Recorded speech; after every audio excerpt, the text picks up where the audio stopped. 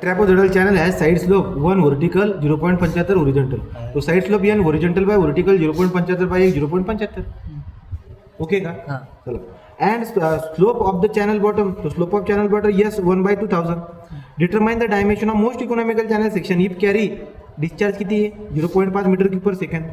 Changes constant दिला बघा C = 80. 8 मार्काचं example आहे. Step number 1. Step number calculate width. लक्षात घ्यायचं कधी बी कॅल्क्युलेटरला हात लावायचं नाही जास्त. ठीक आहे का? या उदाहरणामध्ये as it is carry forward करत जायचे डायमेन्शन म्हणजे आपले जे आकडे आहेत ते. विड्थ कशी काढतात? पहिला हे इक्वेशन वापरायचं. टॉप विड्थ बराबर 2 time incline side. Top width किती आपल्याकडे? b + 2nd बराबर 2 into under root 1 + n d 1 + n चा स्क्वेअर. समजलं का? चला टाका. b + 2 इंटू n ची व्हॅल्यू किती आहे? 0.75 into d 2nd 2 into d under root मध्ये 1 + n चा स्क्वेअर म्हणजे 0.75 चा स्क्वेअर. चला बरं आता याला सॉल्व्ह करू. बघा तुम्ही काय करणार आता? तुम्ही पहिले या इकडच्याला सॉल्व्ह करून घ्या. 2 इंटू अंडर रूट मध्ये 1 + 0.75 चा वर्ग. डायरेक्टली करू शकतात. परत याला इकडे आणायचं ना, इकडे आणणार तर पुढे जायचं मायनस. हे बघा मी डायरेक्ट सांगतो 2 आणि 0.75 तुम्ही पलीकडे पाठवून मायनस करून घ्या डायरेक्टली. 2 इंटू 0.75 हे तुमचं उत्तर येऊन जाईल 1. किती आलं? 1. याचा अर्थ b = 1 म्हणजे d डायरेक्ट. b = d. याला हात लावायचा नाही. तुम्हाला अजून तोंडी सांगून देतो. या 1 मध्ये जर का तुम्ही छोटा n 0.75 ऍड केला का तुम्हाला एरिया बी भेटून जातो. 1.75 चा एरिया राहील. मग आपण काय करणार? Step number 2 calculate area. काय फॉर्म्युला असतो? bd + nd चा स्क्वेअर.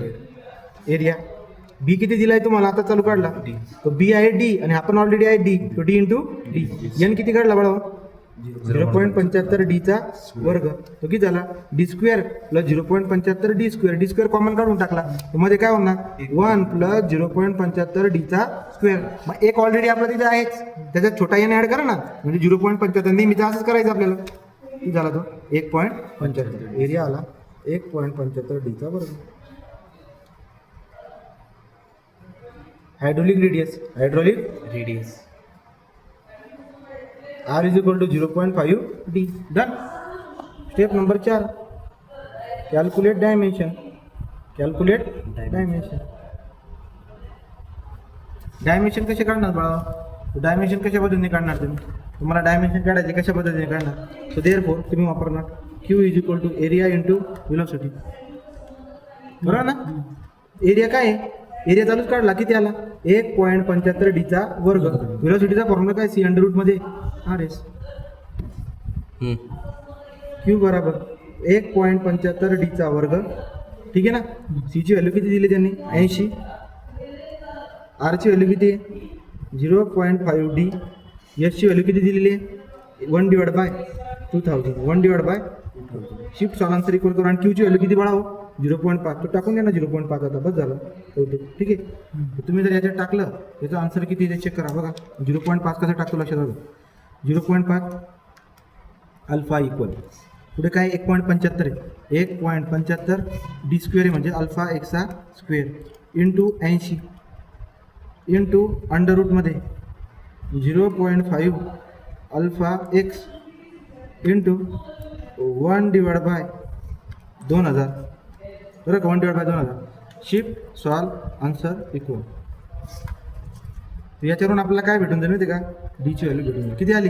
0.55 मीटर. 0.55 मीटर. जर डी आला बाळांनो तर बी कसं काढणार? इथं जागा आहे तो करून घेतो इथं विषय. बी किती आहे? बघा इथे b = d आहे. अरे डी 0.55 आहे तर बी तेवढाच राहील ना. b = d आहे. तर b = d = 0.55 मीटर. खतम. ही झाली आपली गटार. काय? जर डिस्चार्ज 0.5 एवढं कमी करते तर 100% छोटी गटार राहील. गटार घरासमोरची. कळलं का? पहिले 10 होता, तो 10 होता तर मग डायमेन्शन पण वाढतील ना. आता 0.5 समजते. अशा पद्धतीने ही डिझायनिंग झालेली आहे.